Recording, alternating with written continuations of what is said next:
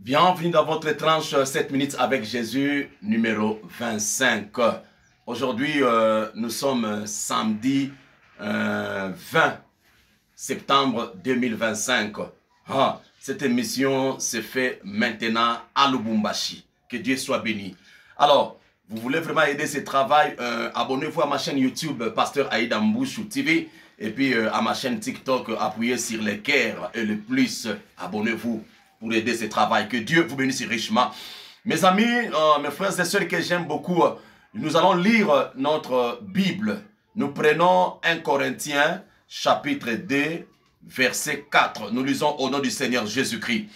Et ma parole et ma prédication ne reposaient pas sur des discours persuasifs de la sagesse, mais sur une démonstration d'esprit et de puissance. Nous allons parler sur notre sujet, l'évangile de puissance. Que Dieu bénisse sa parole.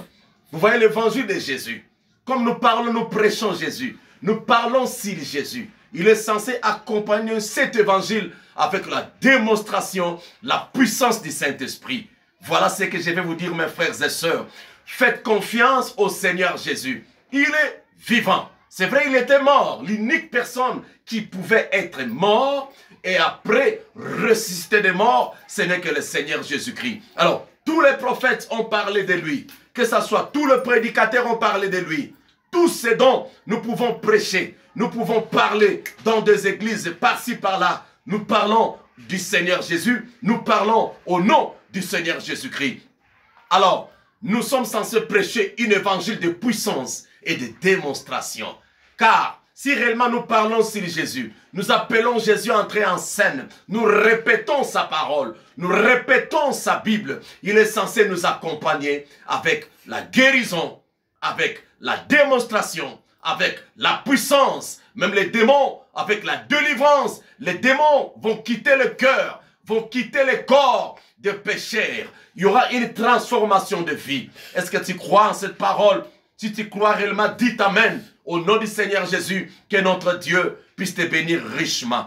Alors, pour que cet évangile puisse nous accompagner, nous devons faire d'abord confiance en Jésus. En Jésus seul. Nous parlons de Jésus. Écoutez mes frères et sœurs, nous allons prendre quelque chose dans Marc chapitre 16, verset 15 à 20.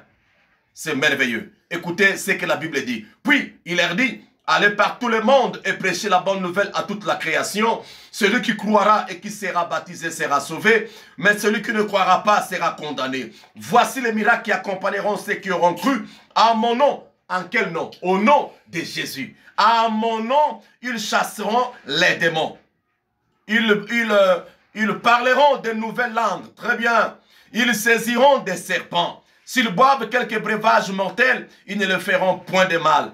Écoutez, celui qui croit en Jésus, même si au travail, tes amis, sans toi tu ne connaissais pas, mais ils t'ont mis de poison. Tu peux manger cela, mais laisse-moi te parler maintenant. Toi qui as empoisonné, que ce poison dans ton corps puisse être transformé en vitamine au nom de Jésus-Christ. Oui, la victoire est certaine. Nous n'avons pas peur des démons parce que quelqu'un cria sur le bois du calvaire. Tout est accompli. Et c'est quelqu'un-là, c'est le Seigneur Jésus. De lui, je te parle en ce matin. Que Dieu te bénisse richement. Ah, c'est merveilleux. Je peux rentrer au verset 18e. Ils saisiront des serpents. S'ils boivent quelques breuvages mortels, il ne leur fera point de mal. Ils imposeront les mains aux malades et les malades seront guéris. Le Seigneur, après leur avoir parlé, fut enlevé au ciel. C'est Jésus, hein? Fut enlevé au ciel et il s'assit à la droite de Dieu. 20.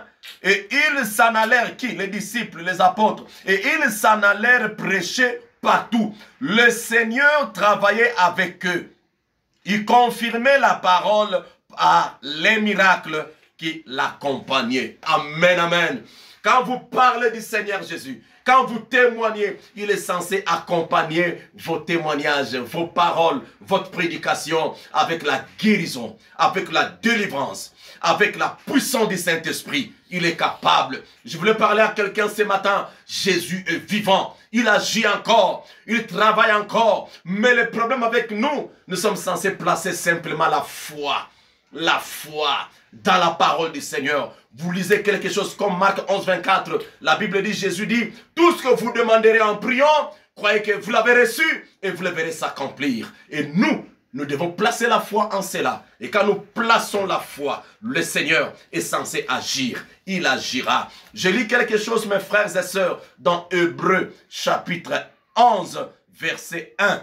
Or, la foi est une ferme assurance des choses qu'on espère, une démonstration de celles qu'on ne voit pas. La foi, c'est une ferme assurance des choses qu'on espère.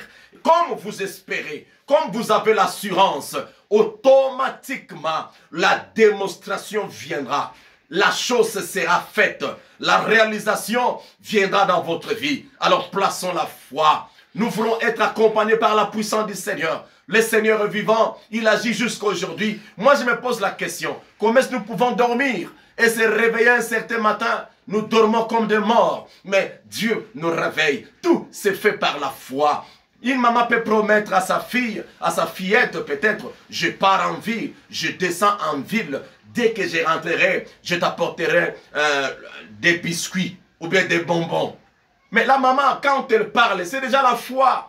Maman ne sait même pas que non, quand elle va aller sur la macadam, elle pourrait être tamponnée par un véhicule. Mais elle a la foi pour dire, je m'en vais et je retournerai avec des biscuits, avec des bonbons. La foi est une ferme assurance. Alors, plaçons la foi dans le Seigneur Jésus-Christ.